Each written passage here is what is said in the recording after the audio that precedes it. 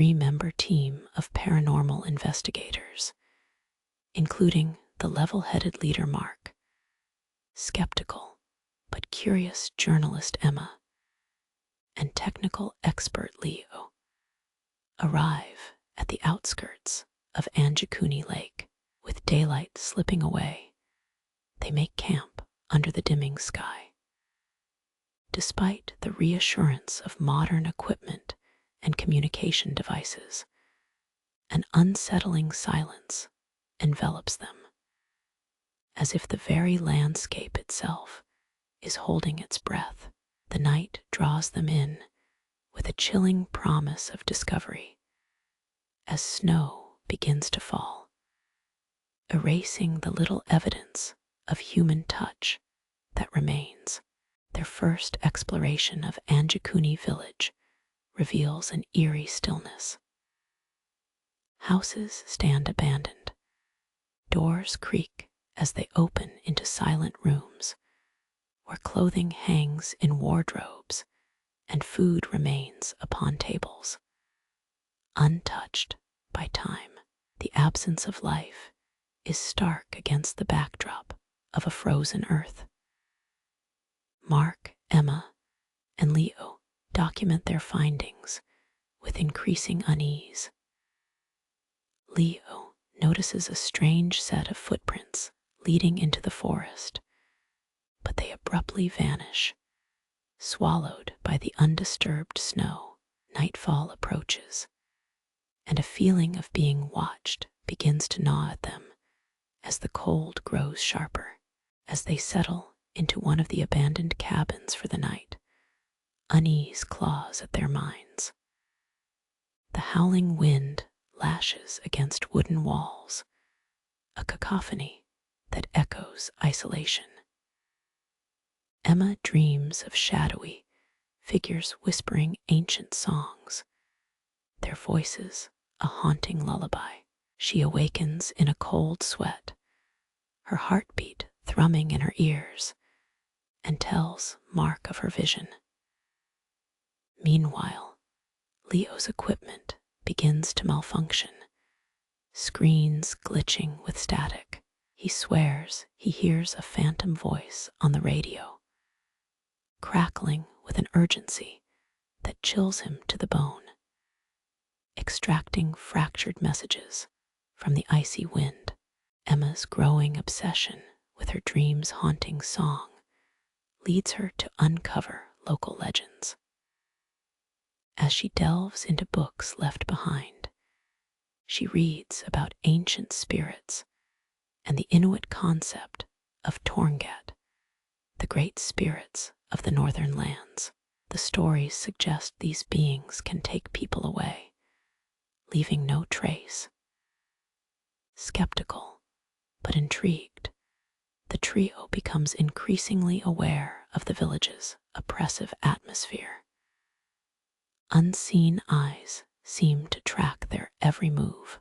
They begin to hear whispers not carried by the wind, and see fleeting shapes at the corners of their vision. The team ventures deeper into the surrounding woods, driven by the compulsion to understand the village's fate. The forest is a labyrinth of ice and shadow, its timeless trees harboring secrets. They find remnants of an old totem, its carvings splintered, but distinctly unearthly. Leo finds himself inexplicably drawn to it, despite knowing it could be a trap. The air grows colder, biting through their layers. As dusk falls, their path seems to shift beneath their feet, a disorienting trick of the mind that leaves them questioning if they can find their way back. An unnatural force compels Leo to guide the others toward a desolate cave overlooking the lake. Inside, they discover marks of long-gone ritualistic activities. Heaps of stones, arranged with deliberate precision, form an enigmatic pattern on the frozen floor. Emma feels a disturbing familiarity with the place, as if the cave itself called out to her in her dreams. Shadows seem to dance along the walls, propelled by unseen winds. Mark feels the chilling presence of something monstrous lurking just beyond the visible world, an ancestral dread stirring beneath the surface. Stranger phenomena begin to unsettle them as they return from the cave.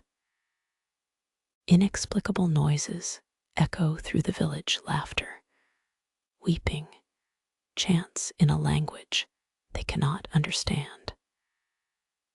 The communicators crackle with phantom words from beyond.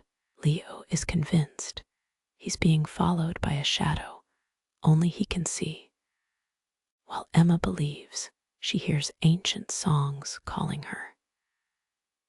Mark struggles to keep the team focused as reality warps around them, their senses betraying them. As their fear grows, so does the strength of the mysterious entity, wrapping the village in an invisible grasp of terror.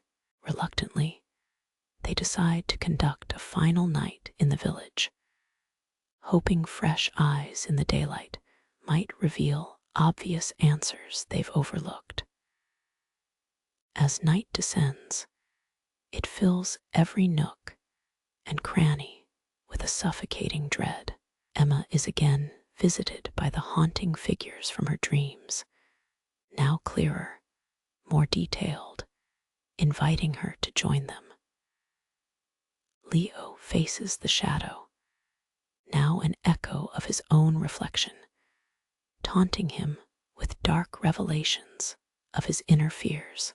Mark desperately tries to maintain order, but the lines between dream and reality blur frighteningly. In the dead of night, a terrible revelation is made. Emma finds herself compelled to wander the village's perimeter, her body moving on instinct. There she encounters the specters from her dreams, whispering truths of Anjikuni's fate. They succumbed to an ancient curse, a reckoning for their sins of the past, she is told. Shadows lengthen into ghoulish visages, revealing their true nature. Emma resists, even as a part of her yearns to join the spectral procession, a dreadful pull that threatens to unravel her sanity. The team realizes that to escape, they must break the village's curse. Following Emma's eerie insights, they retrieve the totem pieces and enact an impromptu ritual within the cave. Guided by intuitive whispers, the cave echoes with a rising din that grows into a thunderous crescendo. As stone meets stone and words of old fill the air, it's a cacophony of soul-trembling music and chants, a final plea to the Torngat. As the echoes heighten to an unbearable pitch, the world momentarily fractures, revealing glimpses of past and present interwoven by the spirit's pact.